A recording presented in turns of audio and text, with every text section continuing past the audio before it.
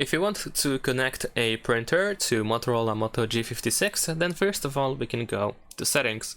Over here we're gonna go to connected devices, choose connection preferences, and after that you should be able to find the printing option. Over here the first thing that we can do is go to default print service, and you should be able to try to find at least your printer over here if it's powered on.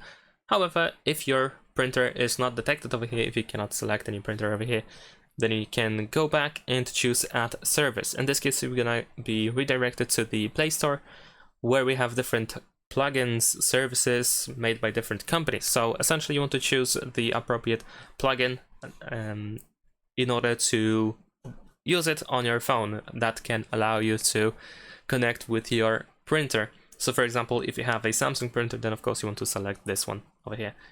Now, besides that, some printers actually are made in a way that they require you to have a very specific app that is made just for the specific printer.